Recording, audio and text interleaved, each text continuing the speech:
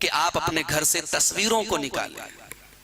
यहां तस्वीरों को निकाल कहां रहे हैं, तो और लगा रहे हैं।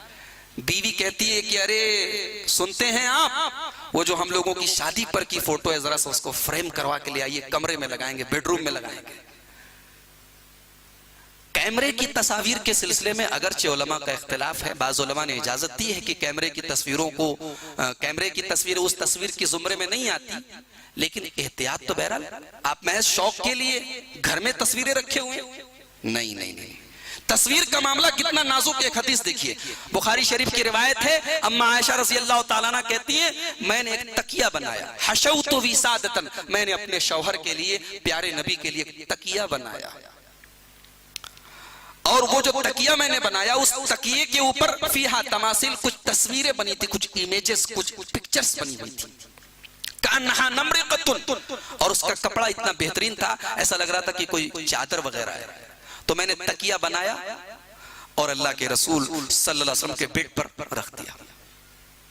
अल्लाह के रसूल आए, दरवाजे के पास आप खड़े हो गए और आपकी नजर उस तकिए के ऊपर पड़ी। फजाला यतगय्यरु वजहु, अल्लाह के रसूल सल्लल्लाहु अलैहि वसल्लम का चेहरा गुस्से से लाल हो गया। अम्मा आयशा शौहर का चेहरा देखकर फौरन समझ गई कि लग रहा है कि कोई गुस्ताखी, कोई गलत काम हो गया। पूछा, अल्लाह के रसूल मालना या रसूल अल्लाह, अल्लाह के रसूल क्या गलती हो गई, क्या कर दिया मैंने? आपने पूछा, मा बालु हाज़िहिल विसादा, अय आयशा ये तकिया कैसा है?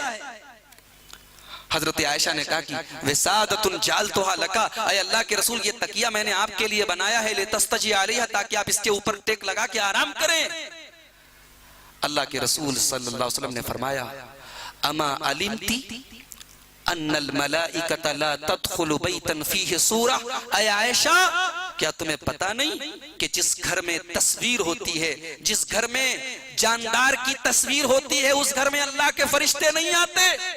और आयशा क्या तुम्हें मालूम नहीं कि मन सना सूरतन युअज़्ज़बु यौमल क़ियामा, जो तस्वीर दुनिया में बनाएगा कल क़यामत के दिन उसको अजाब दिया जाएगा, और अल्लाह उससे कहेगा अहयू मा खलक़तुम, तुम दुनिया में तस्वीर बनाते थे, तुम अल्लाह तबारक व तआला का मुकाबला करते थे, अल्लाह की तख्लीक में तुम भी क्रिएट करते थे, तुमने जिसको दुनिया में क्रिएट किया, अपने क्रिएशन को जरा पैदा करो, जिंदा करो, जो तुमने जिस चीज की तस्वीर बनाई थी उसको जिंदा करो।